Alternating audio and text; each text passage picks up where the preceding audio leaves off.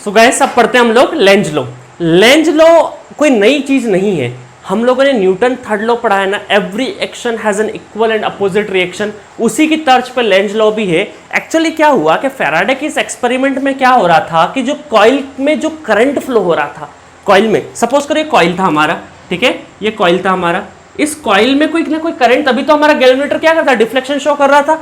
तो हमने जो एन और एस कोई भी जो मैग्नेट फेंका है, तो इसमें जो भी करंट फ्लो होगा, जो भी करंट फ्लो होगा, अब देखो करंट फ्लो का डायरेक्शन हम बता नहीं सकते थे, ठीक है। फैराडे ने क्या करा, ये जो करंट फ्लो हो रहा है ये एंटी क्लॉकवाइज में भी हो सकता था और क्लॉकवाइज में भी हो सकता है, दोनों पॉसिबिलिटी हो सकती थी। गैल्वेनोमीटर में क्या मिला था, हमें डिफ्लेक्शन मिला था।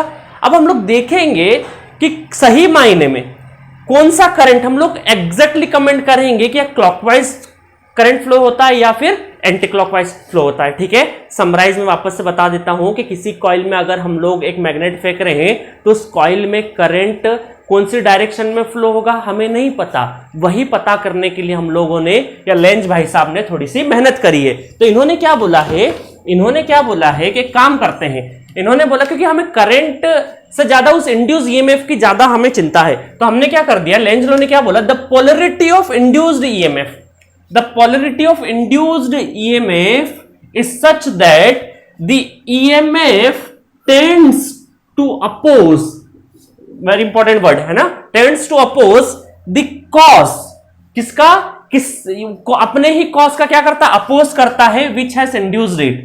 तो चलिए स्टेटमेंट से ज्यादा आपको समझ नहीं पड़ेगा, बट स्टेटमेंट आपको इंटरव्यू के लिए काफी काम आएगा, ठीक है।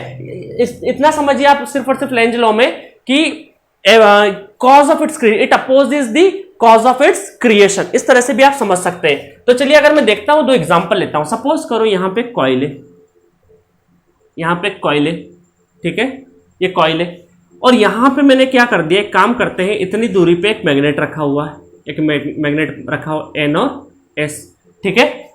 अब देखो क्या हो रहा है, थोड़ी देर बाद हमें इसको समझाने से पहले मैं एक बेसिक चीज आपको बता दूं कि आपको पता, अगर ये कॉइल है, एक कॉइल है और करंट इस तरह से फ्लो होता है, ठीक है, तो हम क्या करें, राइट हैंड रूल कि चारों फिंगर को हम लोग क्या करेंगे, करंट की डायरेक्शन में रखेंगे और रोल कर देंगे, तो जो थंब दिखाएगा वो क्या दिखाएगा, नॉर्थ का डायरेक्शन दिखाएगा। तो ऐसे अगर मैं करता हूं तो अंदर की साइड में नॉर्थ है, तो बाहर की साइड में क्या दिखेगा, मुझे साउथ दिखेगा, तो इसको मैं एस बोल सकता हूं। अगर मुझे किसी कॉइल में करंट ऐसा दिखाई दिया तो मैंने क्या कर, रूल क्या बोलता है कि राइट हैंड आप लीजिए और उसकी चारों उंगलियों को उस करंट के ऊपर रख लिया और रोल कर दीजिए, तो जो थंब दिखाएगा वो क्या दिखाएगा, नॉर्थ डायरेक्शन। तो इस बार देखो, इस बार नॉर्थ डायरेक्शन का आउटवर्ड, अंदर की साइड क्या है, साउथ, तो बाहर की साइड क्या दिख रहा है, मुझे नॉर्थ दिखाई दे रहा है, ठीक है। तो आपको क्या करना है, किसी कॉइल में जो भी करंट का डायरेक्शन है उस डायरेक्शन में आपको हाथ रखना है, उंगलियां चारों कर्ल कर देनी है, और जो थंब दिखाएगा वो क्या दिखाएगा, नॉर्थ का डायरेक्शन। ये रूल आपको ट्रांसफॉर्मर में काम आएगा, ठीक है। तो चलिए वो रूल हम लोग यहां पे भी काम करते हैं। तो चलिए देखते हैं कि सपोज करो ये इस तरह से रखा हुआ है। अब मैं क्या कर देता हूं, एक काम करते हैं कि ये जो मैग्नेट रखा है, अब ये मैग्नेट अपनी एक्चुअल पोजीशन से मैं थोड़ा सा बढ़ा रहा हूं, उस साइड में ले जा रहा हूं, ठीक है, कॉइल के पास में ले जा रहा हूं, इसको मैं जैसे ही कॉइल के पास में ले जाऊंगा एन और एस, ठीक है, तो कॉइल क्या होगी, देखो ये मैग्नेट कॉइल के पास आना चाहता है, कॉइल के अंदर कौन सा करंट फ्लो होगा, कॉइल के अंदर वो करंट फ्लो होगा जिससे कि ये मैग्नेट को वापस धका सके, वापस से दूर कर सके। मैग्नेट अगर पास में आना चाह रहा है तो इसकी कोशिश क्या रहेगी, इसकी कोशिश रहेगी मैग्नेट को वापस दूर करना। आई बात समझ में, इसी वर्ड को बोलते हैं अपोजिशन, है ना। और ये एग्जैक्ट पूरा अपोजिशन नहीं कर पाता है, ये कोशिश करता है, इस वजह से क्या है, ईएमएफ टेंड्स टू अपोज। आ रही बात समझ में, क्योंकि ये जो करंट आएगा, करंट असल में कहां से आएगा, करंट हमें तो करंट दिखाई दे रहा है, बट करंट कहां से आ रहा है, अंदर क्या हो रहा है, इंड्यूस ईएमएफ हो सकता है, इंड्यूस ईएमएफ इस पोलरिटी का या इस पोलरिटी का, दोनों हो सकता है, ठीक है। अब हम देखते हैं कि हमें करंट कैसा फ्लो करवाना है, हमें करंट ऐसा फ्लो करवाना है कि इस मैग्नेट को दूर फेंक सके। अब मैग्नेट को दूर फेंक सके, इसका मतलब क्या है कि हमें बाहर इधर के साइड साउथ दिखाना है और इधर की साइड क्या दिखाना है, नॉर्थ दिखाना है, तभी काम होगा। क्योंकि साउथ क्या करेगा, रिपेल करेगा और इस मैग्नेट को दूर कर देगा। ये मैग्नेट हम लोग पास में लाने की कोशिश कर रहे हैं, कॉइल क्या करेगा, इस मैग्नेट को दूर धकाने की कोशिश करेगा और उस दूर धकाने में क्या होगा कि साउथ इधर आना चाहिए और नॉर्थ इधर आना चाहिए।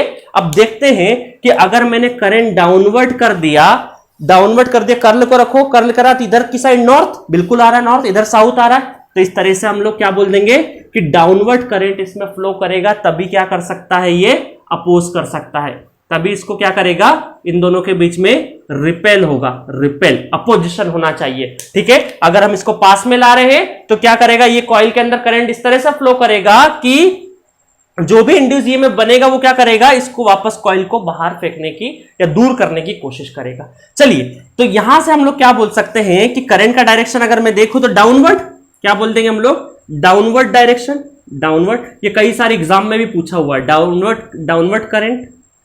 ठीक है, अब हम लोग एक और एग्जांपल लेते हैं। सपोज करो मैंने क्या कर दिया है, सपोज करो मैंने अब ये वापस से कॉइल ले लिया, एक ये वापस से कॉइल ले लिया। ठीक है, अब मैं क्या कर देता हूं, अब मैं थोड़ी देर के लिए मैग्नेट को दूर करता हूं, मैग्नेट को दूर ले जा रहा हूं।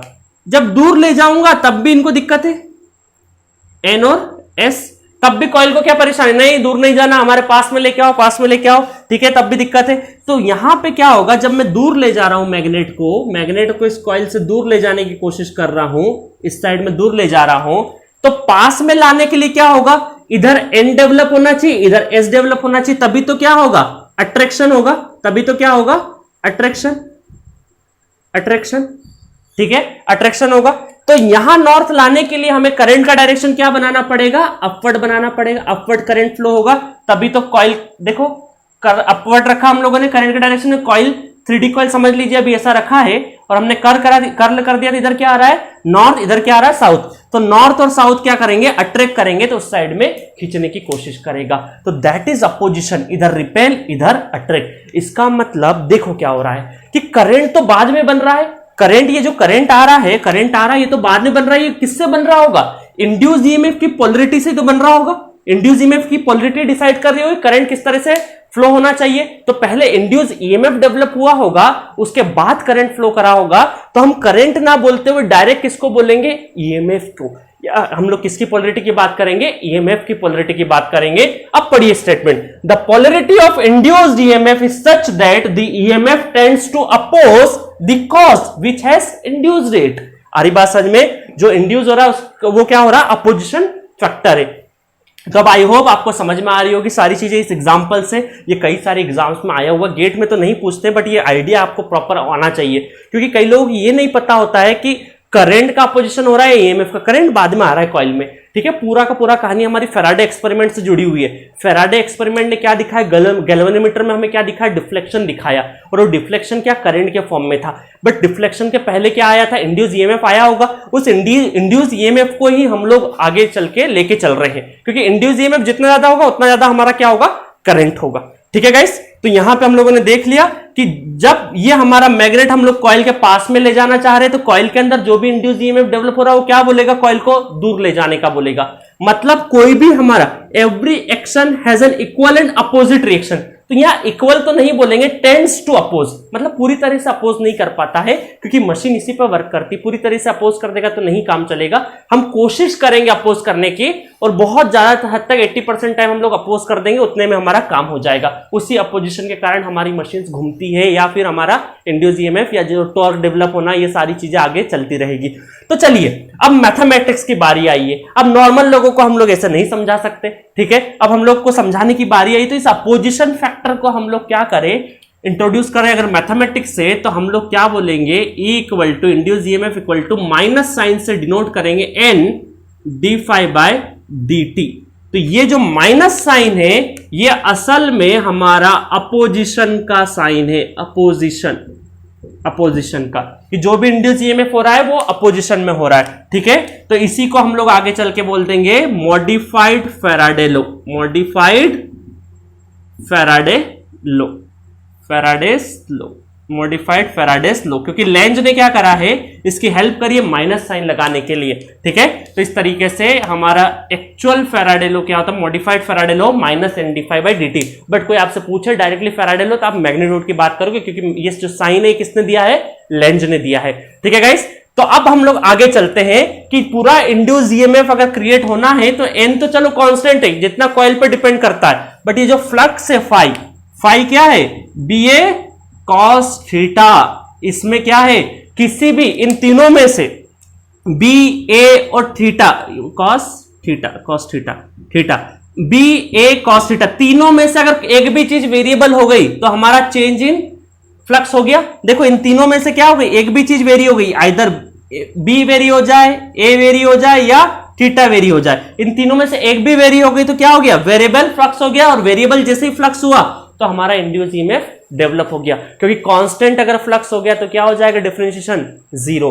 तो क्या बोल सकते हैं आज से हम लोग, flux is like a blood in human body. अगर जब तक सर्कुलेशन में, जब तक क्या है हमारे अंदर इंड्यूस ईएमएफ डेवलप हो रहा है, हम जिंदा है। जैसे ही अगर ठहराव हो गया ब्लड का, या हम लोग क्या बोल सकते हैं, कांस्टेंट हो गया ब्लड, सर्कुलेशन बंद हो गया, इसका मतलब क्या हुआ, हम डाई आउट हो सकते हैं, क्योंकि उस टाइम पे इंड्यूस ईएमएफ मशीन में डेवलप नहीं होता है। तो हमें क्या चाहिए, ये फ्लक्स वेरिएबल चाहिए विद रिस्पेक्ट टू टाइम।